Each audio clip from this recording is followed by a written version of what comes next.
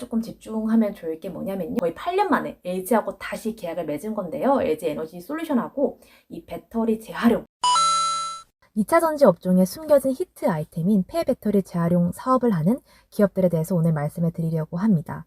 우리나라 전기차가 올해로 약 11만 대를 돌파를 했는데요.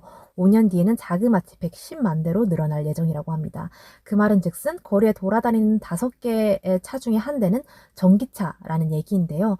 그러면 이 110만 대의 전기차 안에 이 배터리들은 다 어디로 가게 될까요? 갖다 버리면 되는 거 아닌가요? 라고 말씀할 수도 있겠지만 지금 세계 트렌드가 친환경이에요. 미국 당선 대통령인 조 바이든 역시 내년 1월달을 기준으로 파리 기후 협약에 재가입하겠다라고 선언을 했고요. 우리나라 역시 탄소 중립 선언에 동참을 했습니다. 이 말은 즉슨 전기차 보급률을 당연히 늘리되 이로 인해 발생하는 폐배터리 역시 손 놓고 보고 있진 않을 거다라고 볼 수가 있는 겁니다. 그뿐만 아닙니다. 말대로 되는 남자 아니죠. 일단 말로 뱉고 보는 남자죠. 테슬라의 CEO인 일론 머스크 역시 이 배터리의 값을 반값으로 줄이겠다라는 폭탄 선언을 했는데요. 이 말은 즉슨 이 배터리 회사뿐만 아니라 이 배터리의 또 소재를 공급하는 소재 기업들에게는 정말 죽어나라 이 소리입니다. 그래서 그 기업들 역시도 기존 배터리의 좀 자원을 재활용하지 않으면은 이 원가 정을감을 할 수 없기 때문에 이 기업들 역시 이 배터리 재활용 사업에 뛰어들 수밖에 없고요. 그래서 우리나라의 소재 기업들 중 하나도 발등 불 떨어지기 무섭게 이 배터리 재활용 사업에 뛰어들었습니다. 조금 이따 어떤 기업인지 말씀을 드릴 거예요. 그리고 오늘 이 영상을 보신다면은 이 폐배터리 시장 전망 이해와 함께 또 정말 투자를 하고 있는 그런 기업을 알아보게 될 거라고 생각을 합니다.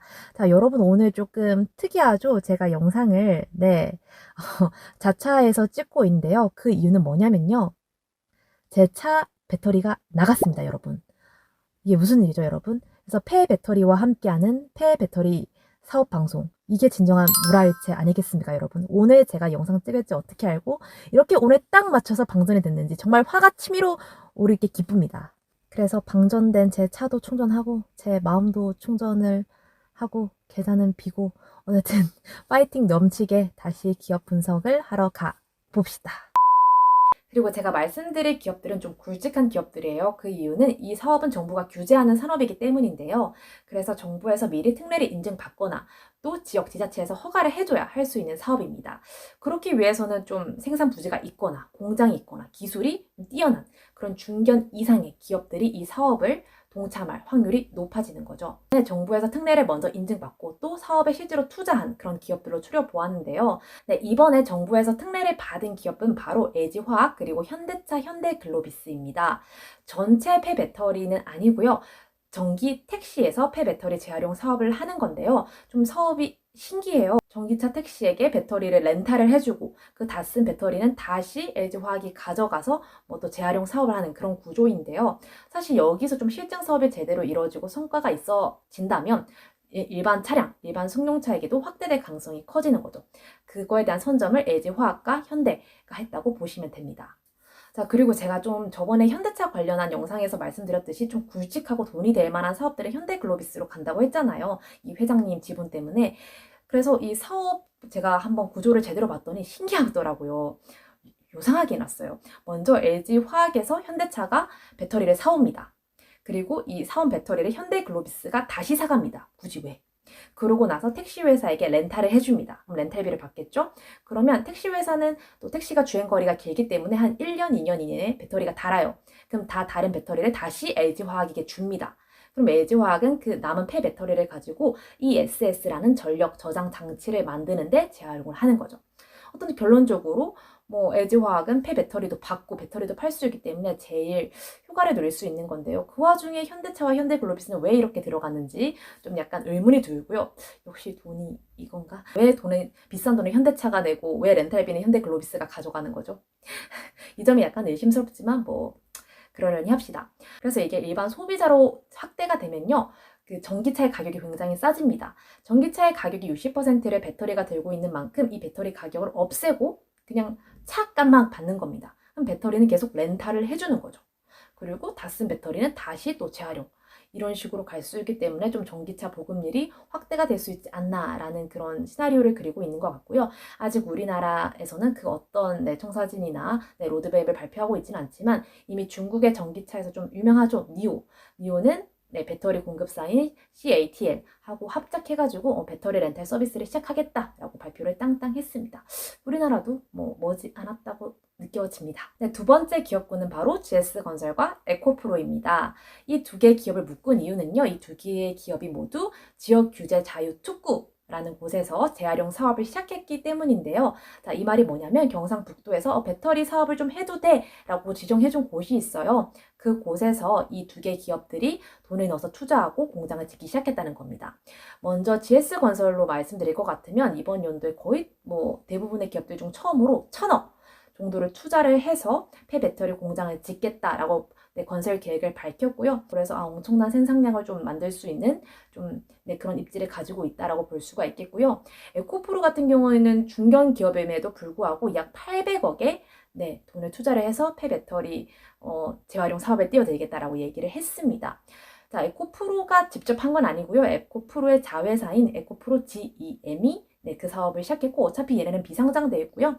그 재무제표로 보면은 에코프로로 들어가 있는 기업이기 때문에 그 수혜를 에코프로가 얻지 않을까라는 생각을 했습니다. 자, 이 두 개의 기업 같은 경우가 앞서서 LG화학이 배터리를 재활용해서 ESS 전환장치로 바꾸는 것과는 달라요. 실질적인 의미의 재활용이라고 보시면 될 것 같습니다. 배터리에서 자원을 쓸 수 있는 자원, 리튬이라든지 코발트 이런 걸 쏙쏙 빼내가지고 다시 쓰는 거죠. 자, 그리고 이 에코프로를 조금 집중하면 좋을 게 뭐냐면요. 사실 얘네는 삼성 SDI하고 좀 전속 계약이 되어 있는 그런 회사잖아요. 하지만 거의 8년 만에 LG하고 다시 계약을 맺은 건데요. LG 에너지 솔루션하고 이 배터리 재활용 관련된 사업을 같이 하자라고 계약을 맺은 걸로 알고 있습니다. 그리고 LG 에너지 솔루션이 폴란드에 엄청 생산량이 거의 세계 최대로 큰 공장을 갖고 있어요. 그 공장에서 나오는 것 중에 불량품인 배터리를 다시 재활용시키는 거기 때문에 그래서 에코프로가 맡게 될 그런 규모도 계약 규모도 엄청나지 않을까 하는 그런 생각을 하고 있습니다. 자, 이렇게 돼버리면 나중에 이제 양극재 공급을 할 때 조금 이 둘의 사이가 친해진다면 삼성 SDI도 하고 그리고 LG 화학도 해줄 그런 가능성이 높아질 수도 있는 거죠. 사실 지금까지는 포스코 케미칼한테 약간 밀렸어요. 포스코 케미칼이 갑자기 양극재도 하고 음극재도 하고 전해질도 하고 난리 부르스를 치는 바람에 살짝 움츠려 들었지만 이 재활용 사업에서 다시 재기를 띄고 LG와의 좀 관계도 다시 돈독해진다면 또 충분히 힘을 내지 않을까라는 생각이 들었습니다. 마지막으로 말씀드린 기업은 바로 영화테크입니다. 유일하게 중소기업이죠. 제가 이 기업을 말씀드릴까 말까 고민을 하다가 그래도 중소기업 하나쯤은 넣어줘야지 해서 넣었습니다. 그 이유는 충청도에서 밀어주기 때문이에요. 충청도에서 자그마치 3년 동안 같이 기술 개발을 해가지고 이 폐배터리를 ESS, 태양광 ESS 전환장치로 좀 바꾸는, 재활용할 수 있는 기술 개발을 완료했다고 하는데요. 아직까지 실증 사업을 따낸 것도 아니고, 이제 성능 실증을 들어가기 때문에 만약 이게 완성됐어, 실증됐어, 너 이제 다른 데 기술 납품해도 돼, 이런 소식이 들리면 이 기업도 굉장히 주목을 받지 않을까 해서 살펴보았습니다. 사실 기술 개발만 갖고 있으면 뭐합니까? 뭐해요? 공장이 없잖아요. 그래서 만약에 정말 좋은 성능으로 편별이 된다면 앞서 말씀드린 GS, 이 공장 갖고 있는 GS랑 합작을 할 수도 있는 거고 이런 가능성을 열어두고 있기 때문에 이 부분에서 영화테크를 말씀드린 것도 있어요. 그리고 폐배터리 시장이 커지면 커질수록 같이 눈여겨봐야 되는 게 바로 ESS 시장입니다. 자, 이 기사를 보세요. 현대차하고 갑자기 태양광 회사들하고 손을 잡았습니다. OCI, 그 다음에 하나솔루션의 자회사죠. 하나큐셀인데요.